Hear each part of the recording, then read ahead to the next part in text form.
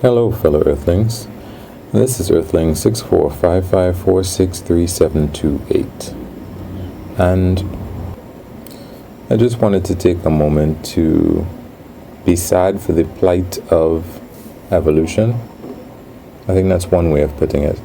I remember a friend of mine, and really what this is about is the fact that minorities, wherever they are in the world, they end up going to jail and being persecuted wherever they are in the world. And I guess let me just go straight into it. For example, in the US, the minorities there, for example, make up 70% of the people that are in jail. So, for example, black people make up 13% of the population, but I believe it's close to 30 or 40% of the population of people in jail, and Hispanics make up another 30 something percent to 40% of the people in jail. And of course, the majority of the people, that is, let's say Caucasian people or white people, make up the other 30% of the people in jail. Some people might look at that and they might say, well, other people commit a lot of crimes, so that's the reason why. Well, I was looking at some point, and in Canada, the native peoples make up 2% of the population, but 26% of the people that are in jail. And unfortunately, this isn't something that has historically been the case. This is something that actually very recently started to be the case, and I think the percentage is going up. If you look, for example, in Europe, I was so startled to see the very open, almost hate for the Roma people in Europe. To me, I saw video recordings of it, and people have no problem. Maybe that's not really spectacular. Maybe it's just something that I have not placed in other countries. If you look at the Maori people, or the original peoples of New Zealand, for example, I think they make up like 17% of the population, but they make up the general population, but they make up 50 something percent of the people that are in prison. It's sad. And I think, for example, as well in Australia, the native people there make up as small of the percentage of the population that they are in Australia. They end up making up a large percentage of the people that are in prison. As well as even in Japan, a similar kind of thing happens, where because of Japan's Buddhist past, there were a group of people who did not fall into the caste system. I can't remember the name of those people, but I think they were like butchers or something along those lines.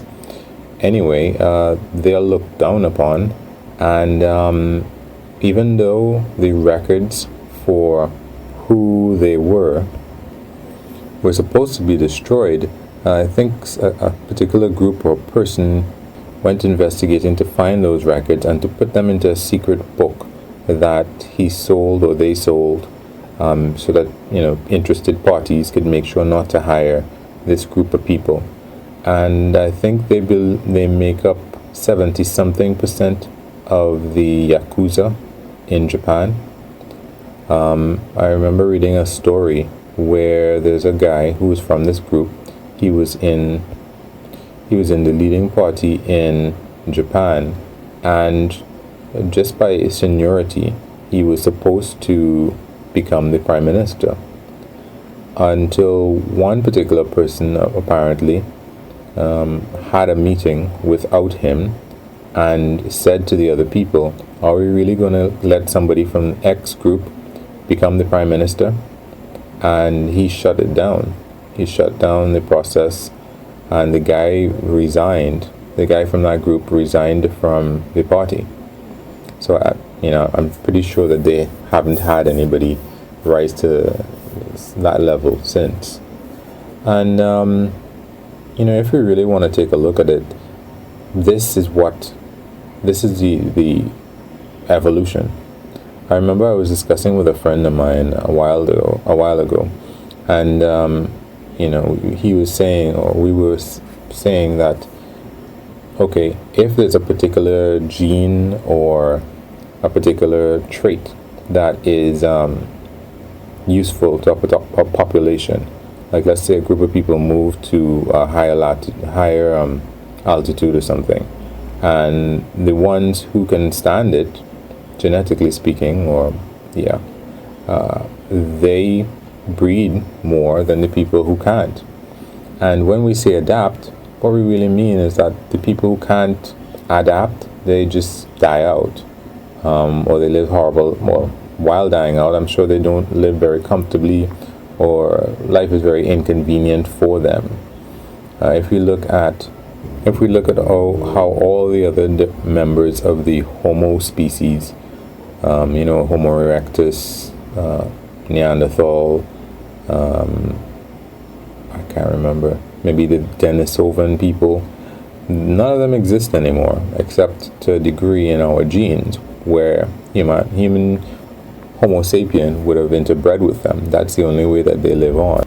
And I'm pretty sure that they probably didn't necessarily just die out. I'm sure somebody gave them a little bit of a push or some help.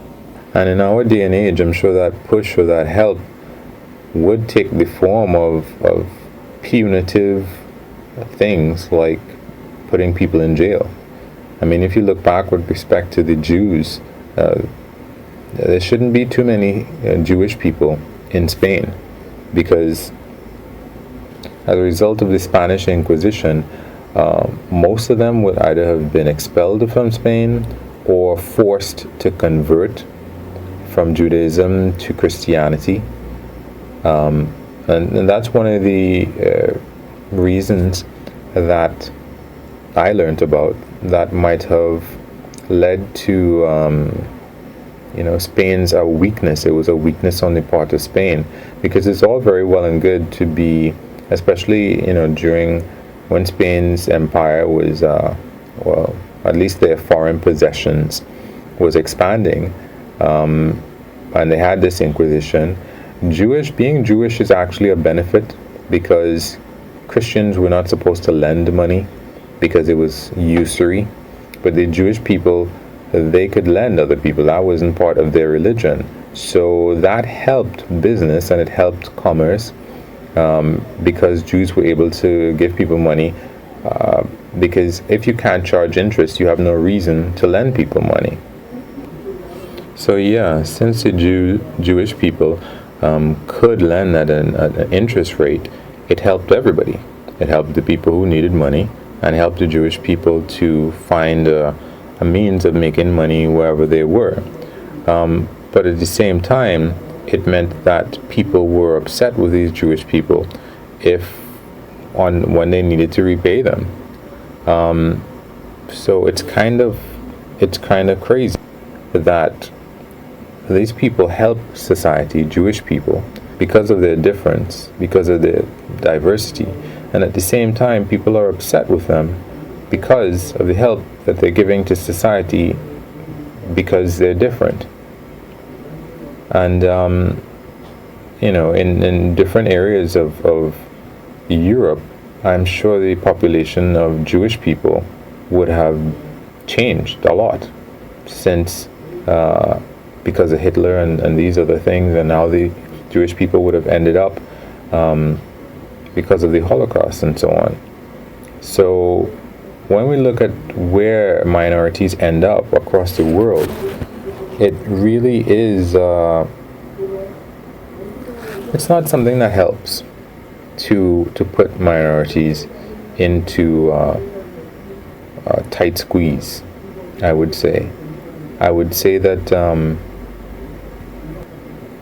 in Japan, for example, where the butchers were performing a useful service, and I guess it had to do with the fact that Buddhists would believe in reincarnation, and as a result of that, they probably didn't want to be involved in killing animals.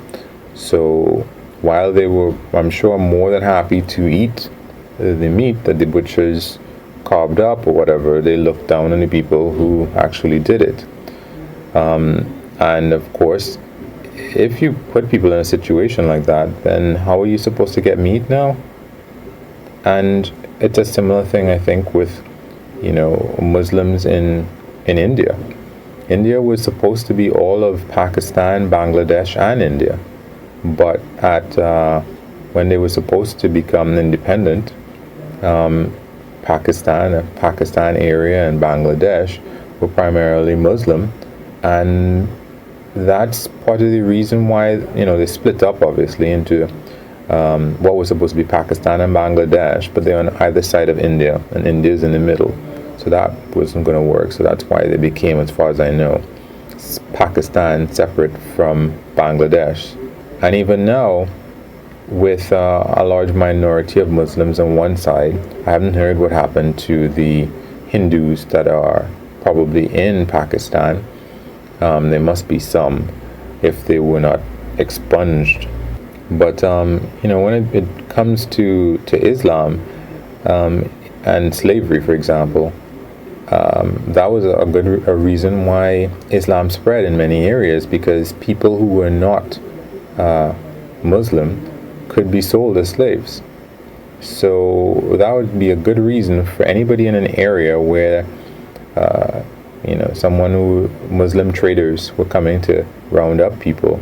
They could just convert to Islam, and then they would be, nobody could make them a slave. It's altogether sad, but it's altogether natural. But we don't have to, we are bucked to natural. We don't do natural anymore. We don't live out in the sun and open air. We have homes, and we have fields, and we have all these things that we've changed in nature to suit us. And I think one of the final things we should try to change is us. How we see people who are minorities, and learn to look at the good things. Look at the good things and the bad things at the same time. Try to keep them in mind, which I suppose is difficult, but anyway, I just wanted to point that out. And thanks, guys. Wish me lucks. You can like or unlike. You can comment, share, and or subscribe. I appreciate it. Peace.